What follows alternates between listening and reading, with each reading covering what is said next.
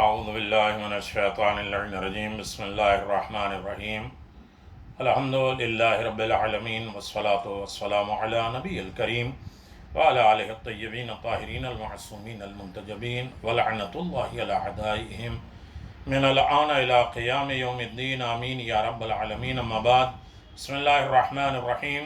الشعبان الشہری، عزیزان محترم، شعبان المعظم رحمتوں اور برکتوں، مغفرت کا مہینہ، استغفار کا مہینہ، رسول خدا کا مہینہ، زیادہ زیادہ خداوند عالم کی بارگاہ میں مناجات کا مہینہ، خدا کے قرب کا مہینہ اور احسان الہی، پروردگار کے کرم، لطائف اور ساری نعمتیں اور برکتوں کا مہینہ ہے جو پروردگار نے ہمیں عنایت فرمایا ہے.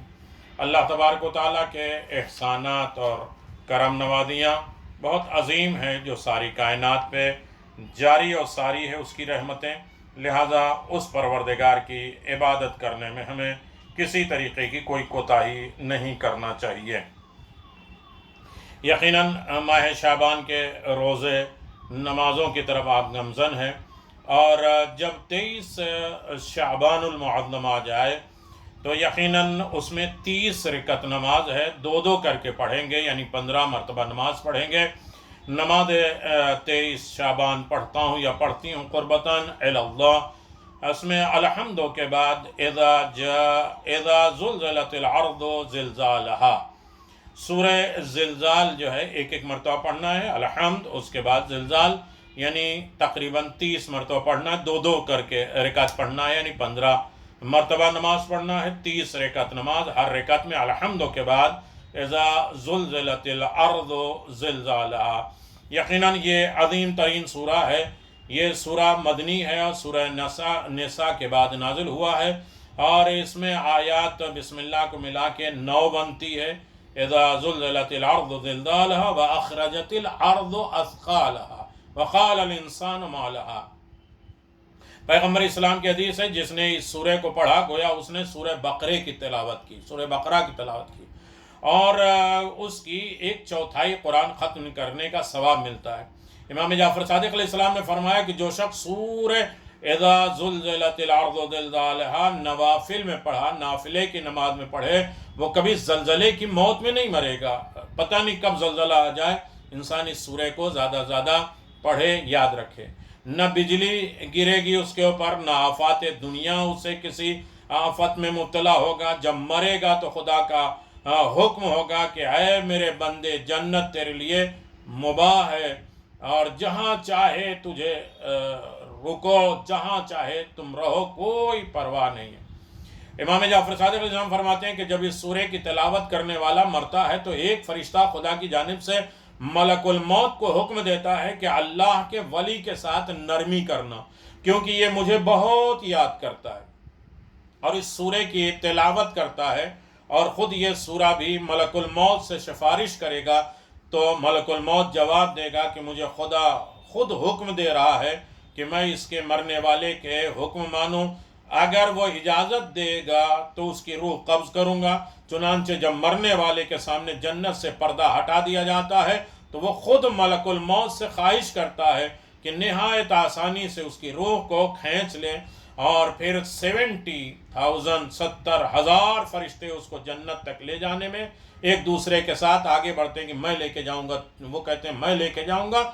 اور قرآن مجید کے خواص میں یہ ہے کہ باریک روٹی، پتلی روٹی پر اس سورہ کو لکھ کر یا اس پر پڑھ کے، سورہ زلزال کو ایک پتلی روٹی پر اگر پڑھ کے چور کے کھلایا جائے تو اس کے حلق میں لقمہ پھنس جائے گا.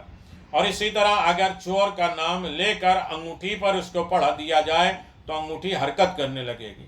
اگر اس کو لکھ کے اپنے پاس رکھ لیا جائے تو سلطان بادشاہ کے وقت اس کو پڑھ لے تو بادشاہ کی گرفتاری سے محفوظ رہے گا. اگر اس کو نئے برتن پہ لکھ دیا جائے تو لقوہ، جس کو فالج مار جائے، ہاتھ پیر ٹیڑھے ہو جائیں، تو وہ اللہ کے اجازت سے شفا پا جاتا ہے. بسم اللہ الرحمن الرحیم. اذا زلزلت الارض زلزالها واخرجت الارض اثقالها وقال الانسان ما لها يومئذ تحدث اخبارها بان ربك اوحى لها. यौमइज़िन यसदुरुन्नास अश्तातन लियरौ अअमालहुम फमन यअमल मिस्काल ज़र्रतिन खैरन यरा वमन यअमल मिस्काल ज़र्रतिन शर्रन यरा। जिसने ज़र्रा बराबर भी नेकी की है वो भी देखेगा, और जिसने ज़र्रा बराबर भी बुराई की है वो भी देखेगा। इसकी तफसीलात में जाएँ तो बहुत ज़्यादा है। वक़ाल अल इंसान मा लहा, जब क़यामत ख़ेज़ ज़लज़ला होगा और ज़मीन के नशे व फराज बराबर नहीं होंगे तो उस वक्त एक इंसान कहेगा ये ज़मीन तुझे हुआ क्या है। एक दफ़ा हज़रत अबू बकर के ज़माने में खिलाफत में ज़मीन मदीना में बहुत सख्त ज़लज़ला आया। लोग घबरा कर हज़रत अबू बकर हज़रत उमर के पास जमा हो गए। वो दोनों तमाम लोगों को लेकर अमीरुल मोमिनीन के सामने आए। जब आपकी तबीयत में कोई इस्तराब न देखा, परेशान न देखा, तो आप उन लोगों के साथ शहर से बाहर निकले और उसके बाद ज़मीन पर हाथ रख के कहा और ज़मीन को तसल्ली दिया और आवाज़ दिया कि ज़मीन रुक जा। ज़लज़ला रुक गया और कहा घबराओ नहीं, परेशान न हो। वक़ाल अल इंसानो मा लहा, वो इंसान कहेगा ये ज़मीन तुझे हुआ क्या है। और ज़लज़ला क़यामत के वक्त में भी ज़मीन से कहेगा तुझे हुआ क्या है। यह अख्तियार सिर्फ अमीरुल मोमिनीन अली इब्न अबी तालिब का है। दूसरी रवायत में कि ज़लज़ला खिलाफत सानिया दूसरे दौर में आया और इस कदर सख्त था कि लोग घरों से निकल आए और मदीने से भाग के जाने की फ़िक्र में लगे थे। खलीफा की दरख्वास्त पर आपने बदरी सहाबे की एक जमात ने अपने छुपे आने का हुक्म दिया। मिक़दाद, अबू दर, सलमान, अम्मार को लेकर बकी में आए। बस ज़मीन पर पाँव के ठोकर लगाई और फरमाया मालिक 3 मरतबा कहा तुझे क्या हो गया। बस ज़मीन रुक गई।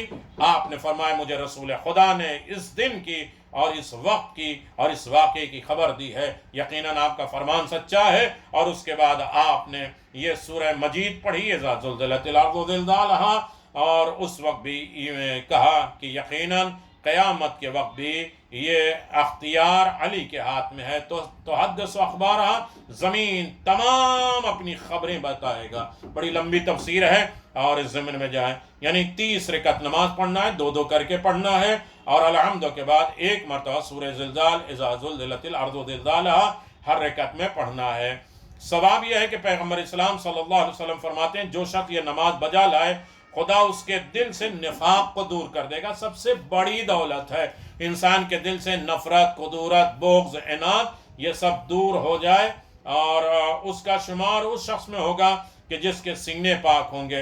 देखिए सीने को इस्लाम के लिए खोल दिया जाएगा। रब्बि इश्रह ली सदरी वयस्सिर ली अमरी वहलुल उक़दतम मिन लिसानी। जनाब मूसा ने कहा था फ़िरौन के बारगाह में जाने के लिए, फ़िरौन के पास जाने के लिए, तो अल्लाह से कहा था मेरी ज़बान की कुशादा खोल दे, मेरे सीने को फैला दे। और कहते हैं कि उसके सूरत, उसका चेहरा चाँद की तरह होगा और ज़िक्र हदीस भी होगा, यानी ज़िक्र हदीस यानी अच्छी बातें उससे की जाएंगी। यकीनन बहुत अजीम होगा वो इंसान जो ये नमाज पढ़ेगा, और यह नमाज पढ़ेगा उससे निफाक दूर हो जाएगा, और निफाक दूर हो जाएगा। सीना इस्लाम के लिए वसी, ईमान के लिए वसी, नेकियों के लिए उसका सीना चौड़ा हो जाएगा और उसका चेहरा 14वीं की चाँद की तरह होगा। बहुत मुजर्रब नमाज है। और नमाज पढ़ें और ये समझें कि ज़मीन और अहले ज़मीन के तमाम मुश्किलात, परेशानी को हमें निकालना है। जितनी हद तक हमारी कोशिश रहेगी कि दूसरों की मदद करें, दूसरों की नुसरत करें, दूसरों की ज़िंदगी से मुश्किलात और परेशानी को दूर करें, ख़ुद हमारी ज़िंदगी से मुश्किलात और परेशानी खुद ब खुद निकल जाएगी। सिर्फ ऐसे नहीं, ले यारो आमालहुम, यानी लोगों को अपने अपने अमाल की जज़ा दिखाई जाएगी, या ये लोगों को सहाइफ़ अमाल दिखाए जाएंगे जिनमें उनकी हर नेकी हर बुराई लिखी होगी, और किस तरीक़े से हर शख्स को नेकी और बदी का बदला मिलेगा, तो काफिर उसकी नेकी का बदला भी मिलेगा। जब दुनिया से रुखसत होगा तो उसकी कोई नेकी ऐसी नहीं होगी जिसकी जज़ा न पा चुका होगा। मोमिन को हर बुराई की सज़ा दुनिया ही में मिलेगी, बस उसकी जान, माल, औलाद, अहबाब की तकालीफ उसके गुनाहों का कफ़ारा हो जाएगा। यहाँ तक कि जब दुनिया से रुखसत होगा तो उसका गुनाह ऐसा न होगा जिसकी वो सज़ा पाए। यकीनन नमाज अजीम है और इस नमाज को पढ़े और इस सूरे की तफसीर भी पढ़े और सूरे के ज़िम्न में भी जाए और नमाज हमारी ज़िंदगी का असर अंदाज हो सके। اور ہر مشکلات سے نجات پا سکے۔ وآخر دعوانا ان الحمدللہ رب العالمین۔ دوسروں کو بھی یاد رکھیے، ہر مشکلات میں یاد رکھیے، ہر پریشانی میں لوگوں کو یاد رکھیے۔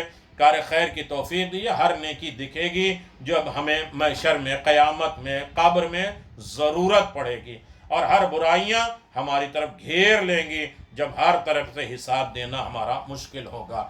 یقیناً آخرت کا ہمیں خیال کرنا ہے، محشر کا خیال کرنا ہے، حساب و کتاب کا خیال کرنا ہے، اپنے مرحومین کو یاد رکھنا، اپنے زندوں کو یاد رکھنا، اسے تحفہ بنا کر دوسروں تک پیش کرنا، اور زیادہ زیادہ کار خیر کی توفیق مانگنا، اور اس سورہ کا ترجمہ بھی اور تفسیر بھی پڑھنا چاہیے، جاننا چاہیے۔ وآخر دعوانا ان الحمدللہ رب العالمین۔